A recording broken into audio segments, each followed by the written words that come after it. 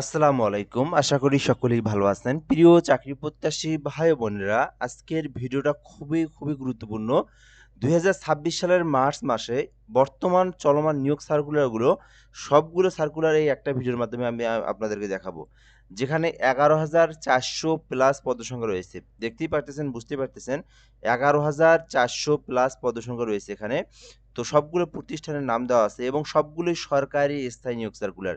তো যারা সরকারি চাকরির আবেদন করে থাকেন, আবেদন খুঁজে থাকেন, আপনাদেরকে অবশ্যই এই ভিডিওটা দেখা উচিত। কেননা এই নিয়োগ সার্কুলারগুলো অনেক বড় নিয়োগ সার্কুলার, এগুলো কিন্তু সবসময় আর আসবে না। তো এখানে সবগুলোই আমি আপনাদেরকে পড়ে শোনাবো। আর বিস্তারিত বিষয়গুলো আমি আপনাদেরকে দেখাবো। তো ধৈর্য সহকারে একদম শেষ পর্যন্ত ভিডিওটা দেখবেন, তাহলে আপনি চলমান সকল নিয়োগ সার্কুলারগুলো জানতে পারবেন, কিভাবে আবেদন করতে হয় এবং বিস্তারিত ইনফরমেশনগুলো কিভাবে জানতে হয় এটাও আমি আপনাদেরকে বলে দেখাবো। আচ্ছা, তার আগে একটা বিষয় বলে নেই, এরকম নিত্য নতুন নিয়োগ সার্কুলারগুলো সম্পর্কে জানতে আমাদের চ্যানেলটিতে অবশ্যই সাবস্ক্রাইব করে রাখবেন। এই চ্যানেলে বাংলাদেশের সকল সরকারি নিয়োগ সার্কুলারগুলো এখানে আমরা আপলোড দিয়ে থাকি। একজন চাকরি প্রত্যাশী হয়ে থাকলে এবং আপনি আমাদের এই চ্যানেলে নতুন হয়ে থাকলে অবশ্যই সাবস্ক্রাইব করে আমাদের সঙ্গে যুক্ত থাকবেন। ফার্স্ট অফ অল দেখাবো বাংলাদেশ পুলিশ কনস্টেবল নিয়োগ সার্কুলার, যেখানে ১০,০০০ পদসংখ্যায় পুলিশ নিয়োগ দেওয়া হবে। ৩১শে মার্চ পর্যন্ত সময় রয়েছে। এর মধ্যে আবেদন করতে হবে। কেউ মিস করবেন না। ১৮ থেকে ২০ বছরের মধ্যে যাদের বয়স তারা অবশ্যই বাংলাদেশ পুলিশ কনস্টেবলে আবেদন করবেন।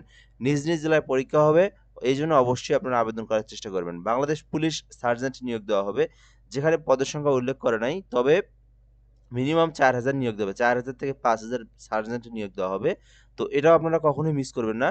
২ এপ্রিল পর্যন্ত আবেদন চলমান থাকবে। তো যারা অনার্স পাস করেছেন অথবা যারা ডিগ্রি পাস করেছেন অবশ্যই বাংলাদেশ পুলিশ সার্জেন্টে আবেদন করবেন। গাজীপুর সিটি কর্পোরেশনে নিয়োগ বিজ্ঞপ্তি রয়েছে। বাংলাদেশের যেকোনো জেলার যেকোনো প্রার্থী আবেদন করতে পারবে। ৪৪ জনকে নিয়োগ দেওয়া হবে।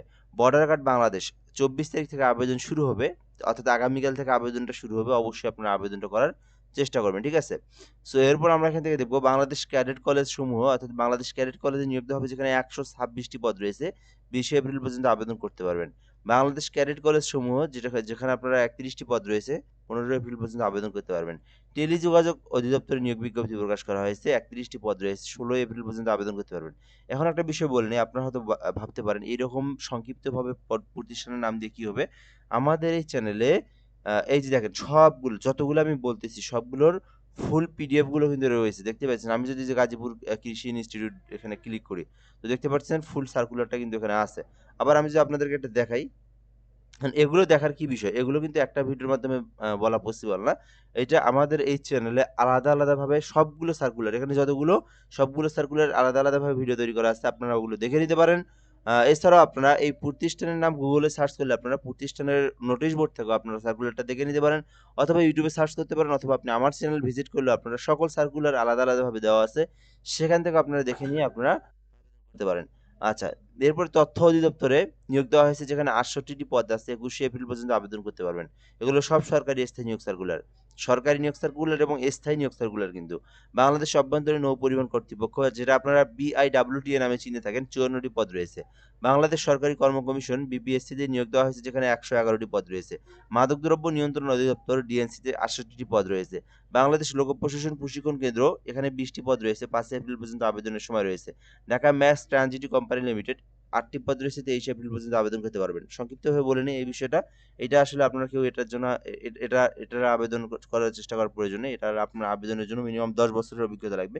এটা নতুনদের জন্য না, এটা আপনার অভিজ্ঞতা। এটা সরকারি, এটাও স্থায়ী, কিন্তু এটা আপনার নতুনদের জন্য না। যারা হচ্ছে আপনার মিনিমাম ১০ থেকে ১৫ বছরের অভিজ্ঞতা যাদের রয়েছে শুধু তাদের জন্য।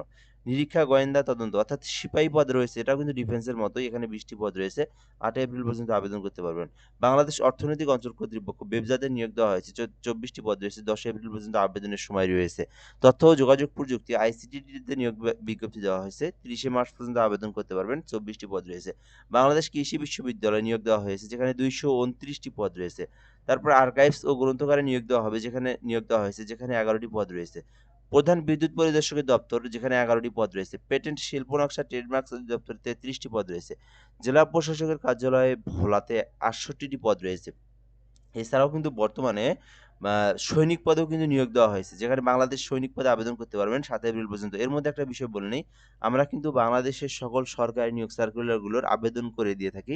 যারা ঘরে বসে থেকে সরকারি চাকরির আবেদন করে নিতে চান, একেবারে নির্ভুলভাবে আপনি আমাদের মাধ্যমে করে নিতে পারবেন।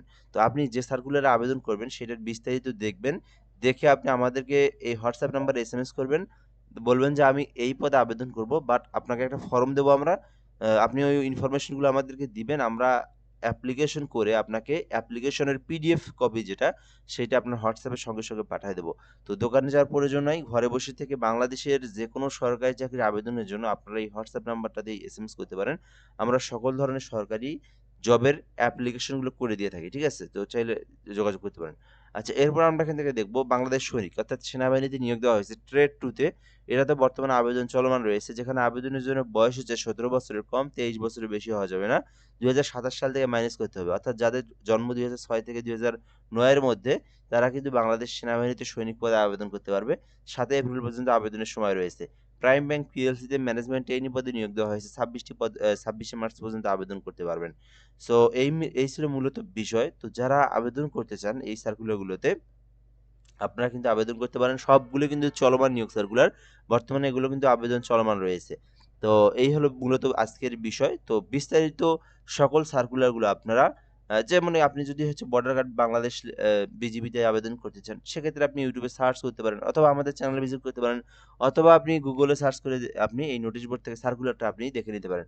যেটা ইচ্ছা। আপনি যদি টেলিযোগাযোগ অধিদপ্তরে আবেদন করতে চান, বিস্তারিত ফুল ইনফরমেশন জানার জন্য আপনি আমাদের চ্যানেলেও আপনি দেখতে পারবেন।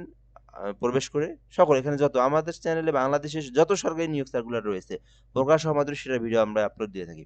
তো আপনি সেখানেও পাবেন অথবা গুগলে সার্চ করলে পাবেন অথবা ইউটিউবে সার্চ করলে যে কারো ভিডিও আপনি জেনে নিতে পারেন। ঠিক আছে? সো এই ছিল আজকের ভিডিও। তো ধন্যবাদ, ভালো থাকবেন। আমাদের চ্যানেলটা সাবস্ক্রাইব করে আমাদের সঙ্গে যুক্ত থাকবেন। এরকম নিত্য নতুন সার্কুলারগুলো আমরা আপলোড দিয়ে থাকি এবং আমাদের ফেসবুক পেজের লিংক কমেন্ট বক্সে দেওয়া আছে। ভালো থাকবেন। আসসালামু আলাইকুম।